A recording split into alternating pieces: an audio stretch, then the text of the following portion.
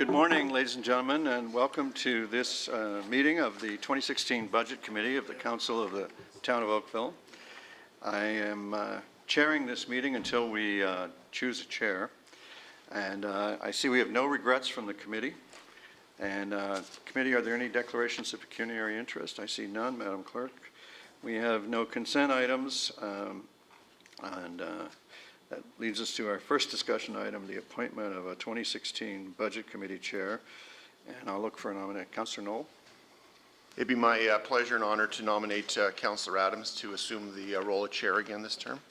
Thank you, Councillor Knoll. Councillor Adams, do you accept? I do. Are there any other nominations? Do I need a second on committee? I don't remember. No. No? I'll put that motion. All those in favor of closing nominations? That carries. Congratulations, Councillor Adams. You are Budget Chair. And perhaps we can trade seats.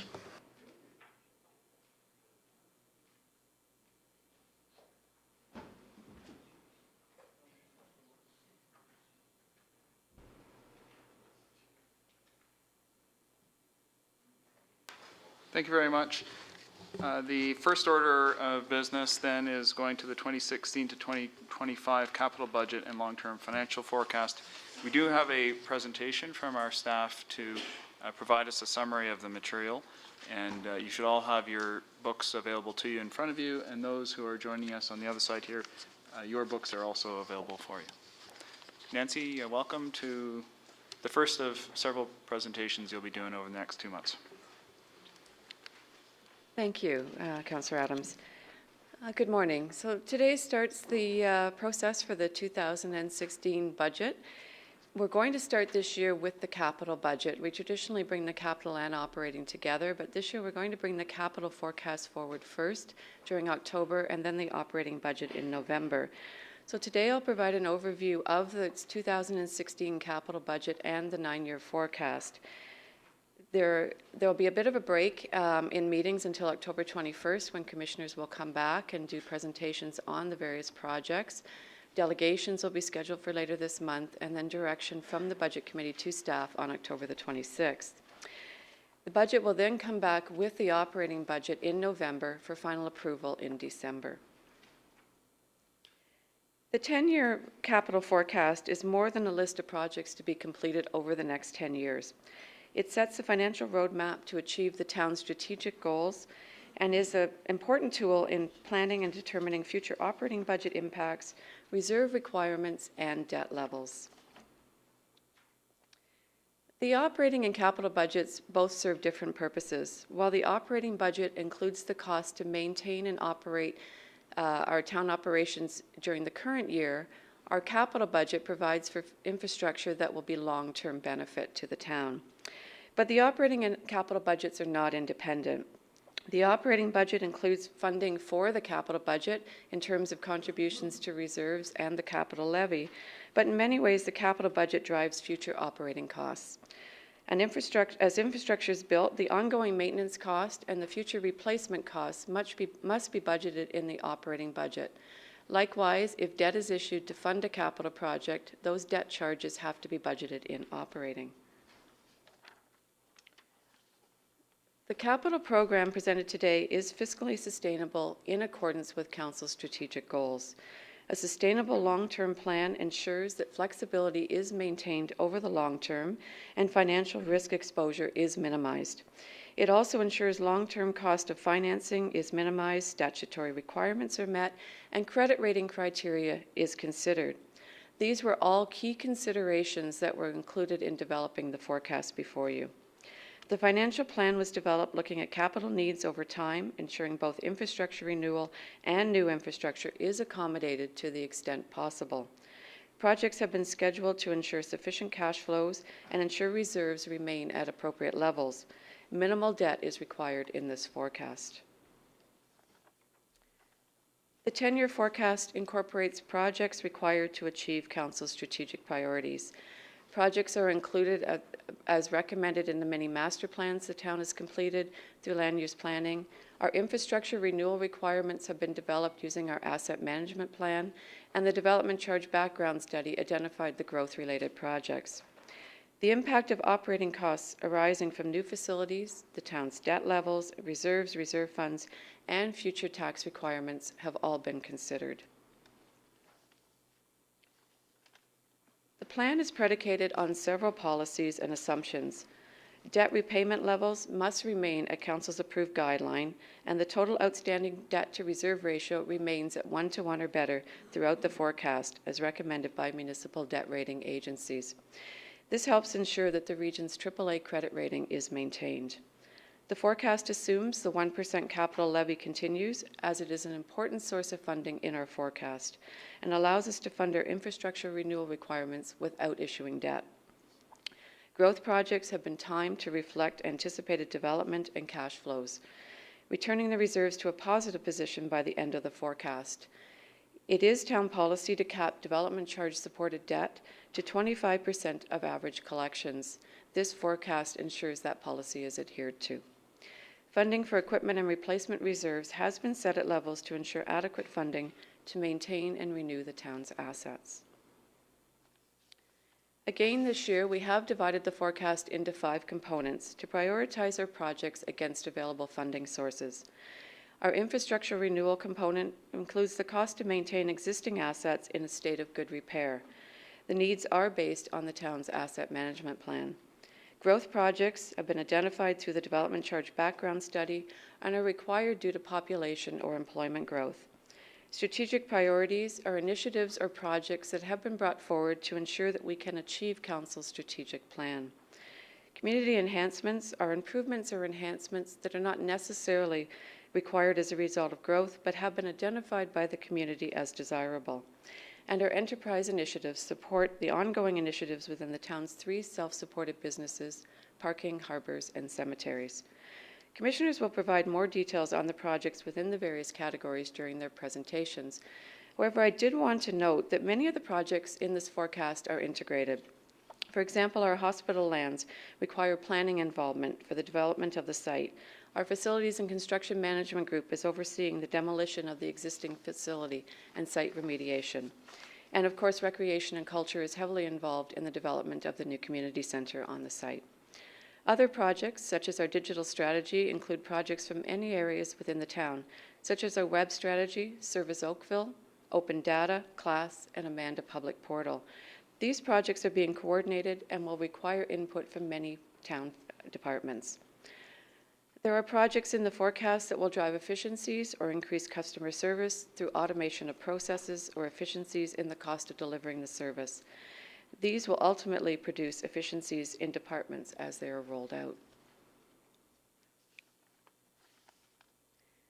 The 10-year capital forecast totals just over $1 billion, with $99.8 million in 2016. I should note that the forecast does not include any downtown cultural hub projects. Discussion on the DCH will take place tonight at P&D Council. The largest component is infrastructure renewal, followed closely by growth-related projects. Smaller amounts have been budgeted for strategic priorities, community enhancements, and enterprise initiatives. This just shows the level of spending for each category over the next 10 years. The blue color at the bottom of the slide is our infrastructure renewal spending, which is fairly consistent over the 10-year period, averaging about $44 million per year. Our growth spending, the green portion of the bar chart, has been aligned with expected growth patterns in the community and our development charge cash flows. As a result, spending increases in the latter part of the forecast when DC reserves are forecasted to be in a positive position and higher growth levels are anticipated. Our strategic priority spending is higher in the earlier years as it includes our EAB program, as well as the rollout of the LED streetlight conversion program. Community enhancement spending relates to funding for things like our South Central Community Center, which has been timed with the demolition of the hospital and site cleanup. And there's a small amount of spending each year in enterprise initiatives based on infrastructure renewal needs. Sorry.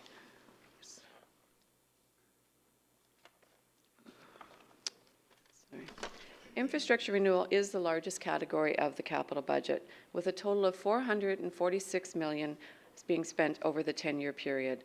Planned spending includes $96.5 million for road preservation, $100 million for vehicle and equipment replacements, as well as funding for facility renewal, park and trail rehab, and bridge and road improvements. This category includes the Lakeshore Road and Bridge reconstruction and streetscape beginning in 2019, as recommended in the Downtown Plan report on tonight's P&D agenda. The capital levy is the largest funding source of infrastructure renewal. The town has had an infrastructure levy in place for many years. As a result, we are able to fund all of our infrastructure renewal requirements without the need to issue debt. The remainder of the funding is primarily reserves, which have been set aside to ensure assets can be replaced at the end of their useful life. In 2016, a total of $42.4 million has been budgeted in this category, with the largest spending on road preservation. Our gross spending over the 10-year period totals $413 million. The largest project in the growth category is the Kerr Street widening and grade separation. New vehicles and equipment spending includes new buses and caravans required to service growth in the town and in accordance with the Transit 5-year service delivery plan. The timing of growth projects has been aligned with anticipated growth. Development charges, as you can see on the slide, is the largest funding source for our growth projects. Gas tax has been used to supplement transit growth expenditures, and external revenues contribute 13% of total funding. The capital levy and reserve funds have also been used to fund the town's share of growth projects as required under current legislation. Studies have shown that growth-related costs are recovered at approximately 80% through development charges. This has been the town's experience as well. The percentage, though, will vary year to year depending on the projects being brought forward. We have some significant projects included in our forecast that are partially or fully funded from other sources. The Burloak grade separation is a good example. We received some good news this summer that the federal and provincial government will fund that project. So although this project is in our growth-related project category, there is no development charge funding associated with the project. The $8.7 million that was originally earmarked for the project has been reallocated to other roads projects. Our Midtown projects have not been included in the forecast. Many of the projects are long-term and beyond the 10-year period and will require funding partners, as was identified in our background study. As a result, the projects have not been included at this time to allow staff the opportunity to resolve partnership opportunities. In 2016, our growth spending totals $26.9 million, including $7.3 million for Cornwall Road widening from Chartwell to Morrison, and funding for new buses and other things. On a much smaller scale, but just as important, I did want to note that the Bronte Library branch is budgeted in 2016 in this category. A great deal of analysis has been done on the forecasted development charge revenues based on our projected growth within the town. The projected balance in 2015 of just under $3.5 million, shown in the first column there, is based on anticipated spending in growth projects by year end. Development charge revenue is only transferred into capital projects as it is deemed to be earned, and it's earned when expenditures have incurred. So based on anticipated spending this year, we anticipate the balance to be just under $3.5 million. The 2016 projected balance reflects the ending balance, including all commitments against this fund. Careful attention has been paid to the timing of projects to ensure the reserve funds are returned to a positive balance. This will be monitored very closely as we move forward to ensure cash flows are sufficient to fund the proposed projects. As I mentioned earlier, strategic priorities include projects that have been identified to meet Council's strategic plan. $86.9 million has been budgeted over the 10 years, with the EAB management program accounting for the largest share in this category. The hospital demolition, Fire Station 3 replacement, and web-based services are also included in this category. Strategic priorities are largely funded from the capital levy and reserves. There is a small component of debt in this plan, and that is for the LED streetlight program. As reported last year, the debt charges will be funded through a reduction in energy costs. As the debt is retired, those energy cost savings will be incorporated into our operating budget. This program also includes the conversion of one-way streets in the downtown in accordance with the recommendation in the Downtown Plan Report. $26.4 million has been budgeted in 2016, including Phase 1 of the LED streetlight conversion program at $6 million and $4.2 million to begin the demolition of the old hospital, or soon to be old hospital. Community enhancements include projects that improve or enhance the community, but are not entirely driven by growth. The timing of these projects has been carefully reviewed based on available funding, as well as the time it will take to get the project shovel-ready. Community enhancements total $62.8 million and include the Oakville Arena Rehabilitation and Senior Center, the South Central Community Center, as well as work on waterfront trails and new splash pads in existing parks. Funding for this category largely comes from capital reserves. A small portion of development charge funding is included for the South Central Community Center, as a portion of that facility will be funded from growth. In 2016, this component totals $2.5 million, with $1.7 million of that going towards the design of the waterfront trail improvements at Tannery Park. The Oakville Arena budget, the $1.4 million has been budgeted to date to begin the work on that project. $29.4 million is budgeted beginning in 2017 to complete the project over 2 years. As well, $25 million is budgeted for the South Central Community Center to begin the design in 2018 with construction over 19 and 20. And this budget includes the replacement of Centennial Pool at the new center. Enterprise initiatives include projects to support self-funded programs such as parking, cemeteries, and harbors. They represent the smallest component of the forecast at $12.8 million over the 10-year period. Harbors is the largest program in this category. And while funding primarily comes from program-specific reserves, the seawalls are funded from town sources in accordance with the Harbors business plan. On the previous slides, I've talked about the projects within the various categories. This slide shows the spending by the various programs within the town. As you can see, infrastructure planning spending far exceeds the other programs.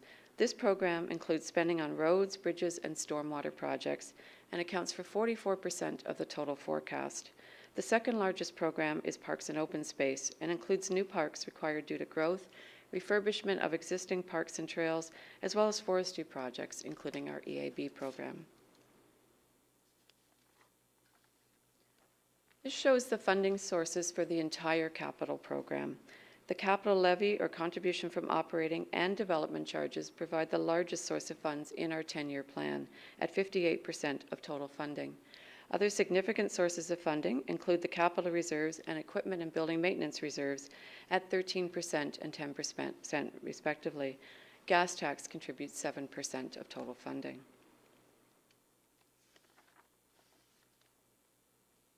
It is council policy that tax-supported debt charges be capped at 6.25% and total debt charges at 12%. As you can see here on the slide, both tax-supported and total debt charges are well below the council guideline. The provincial debt repayment limit is 25%. By keeping our debt charges relatively low, we continue to ensure that we have the flexibility to meet emerging demands as we move forward.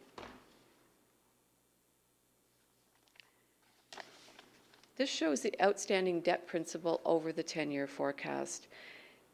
As you can see from this, the outstanding debt is reduced from $130 million to below $80 million over the 10-year period. The only additional debt is in 2016-17, and that is for the LED program and will be funded through energy savings. The hospital debt declines at a slightly lower rate than the other, as it was issued over a 30-year term. It is important to note that the hospital debt repayment is being funded through a special dividend from Oakville Hydro.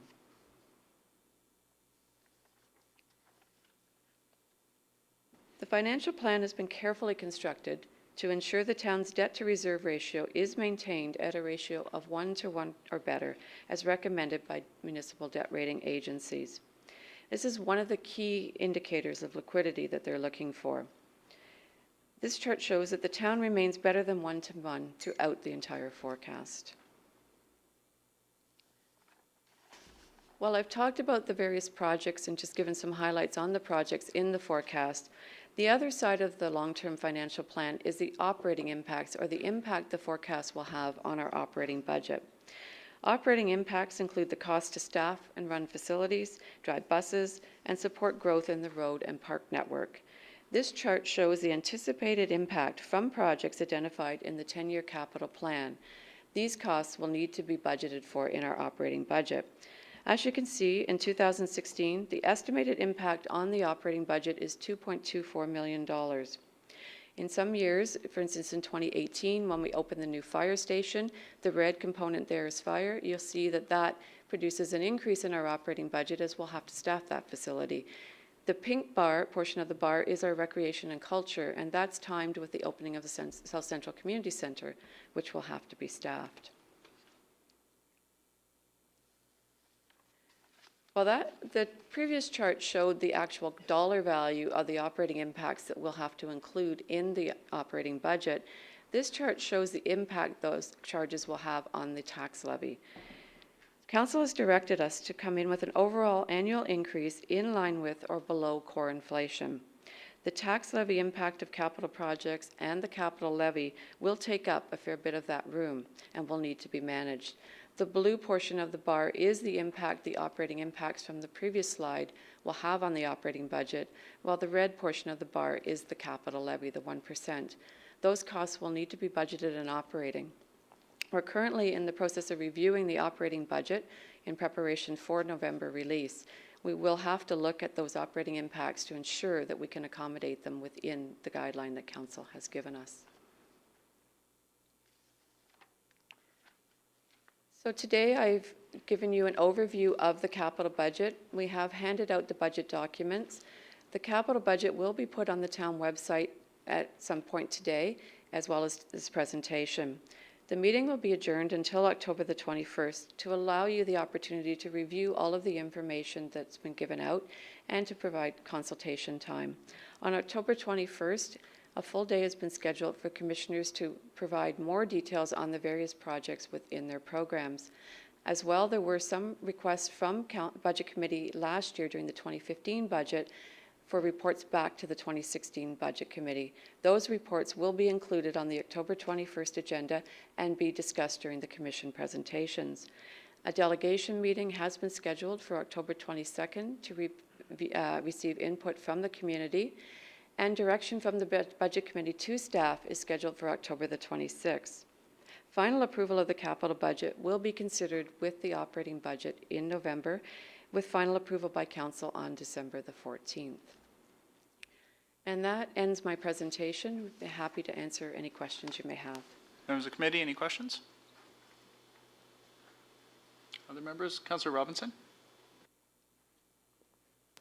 The committee, I'll go ahead, will I? Okay, thanks, Mr. Chair. Every time I bring up the subject of the library for Bronte, people start to grin and giggle. And I can understand why, because what I just heard here this morning is the fourth time that I've been told that that item is going to be in the capital budget, the most recent of which was last year.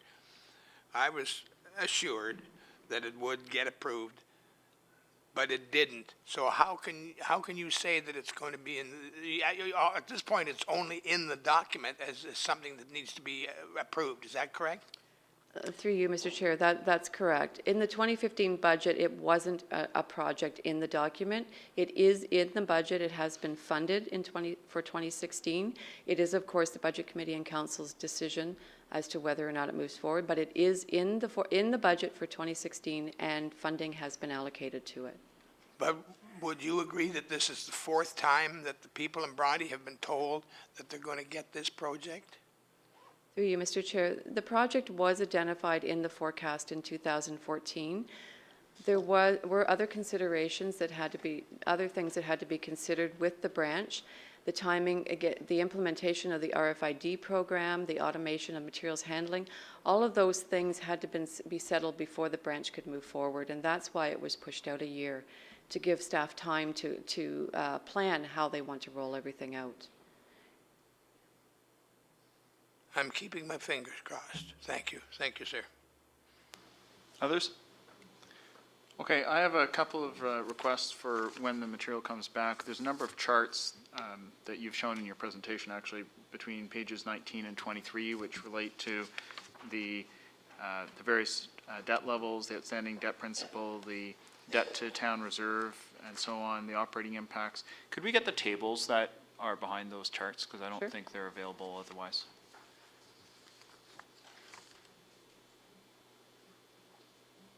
If that could just be part of Certainly, a set of material that's made available to We'll us. Thanks. distribute that. Any other questions or comments at this point? Okay, so as everybody understands now, this is meant to be received today to give us all time to read and consume it all, and we'll be coming back with staff presentations. If between now and then there are further questions that come up or areas you'd like to have explored in more completeness, please let us all know so that we can make sure our staff are ready for it. At that, we are ready to take a motion to receive the materials. Chair, is there any chance, I'm sorry, I had one more quick question. Go ahead, Councillor Robinson. We haven't had the time to read this yet. How No, much of is course in not. there for the Bronte Library? I believe it's $435,000. Okay, thanks. Okay, Councillor Knoll, you're moving receipt? Okay, all those in favor? That's carried. Thank you very much, everybody. That deals with the business that is before us today. We will now adjourn, and we will come back again for the presentations by our staff at a later date in October. Thank you, everyone.